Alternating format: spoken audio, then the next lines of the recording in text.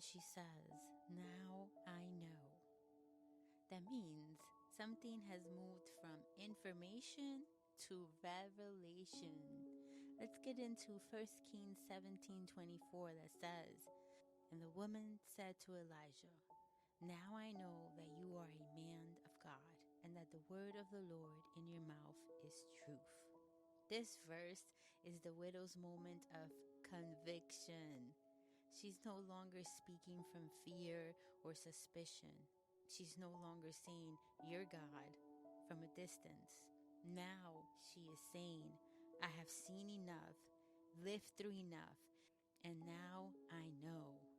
Let's get into this verse deeper. Now I know. This is the heart of the verse. She does not say, "Now I think, now I hope, now I have heard." She says, "Now I know." That means something has moved from information to revelation. Before, she had evidence of God's provision, but now she has a personal revelation of God's power and truth.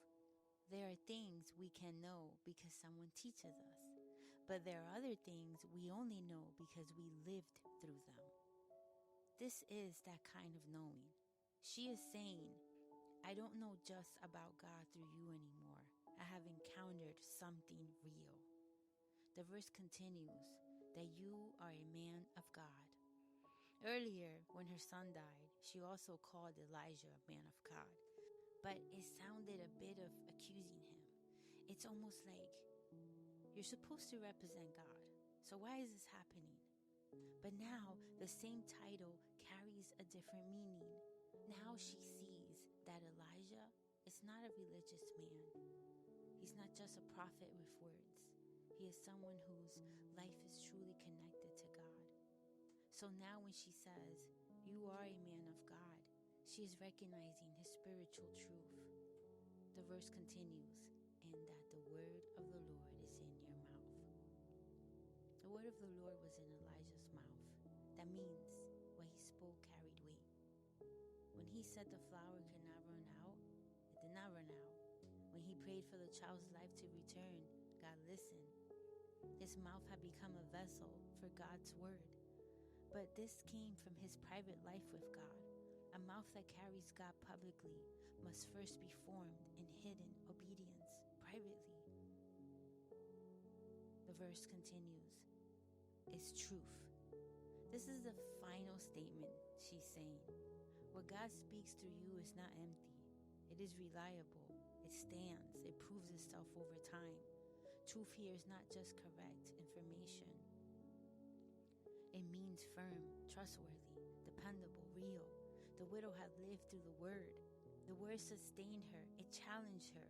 It carried her through the famine. The word stood even when death entered the house.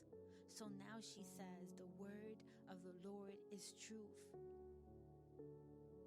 This verse is really about confirmation after process. The widow did not arrive at "now I know" immediately. She had to walk through lack, obedience, daily provision, loss, grief, intercession, restoration. And after all of that, she could finally say, "Now I know." That is very different from easy faith. This is the faith that has been tested and deepened. At the beginning, she says, "As the Lord your God lives." By the end, she says, "The word of the Lord is truth." That's a journey. She moves from distance to conviction, from survival to revelation, from "You're God" to "Now I know." 1 Kings 17:24 is the moment where the widow's pain, obedience, provision, and restoration all came together. And what remains is certainty. God is real. His word is true. And what he speaks can be trusted. With love, Seal. A verse to breathe.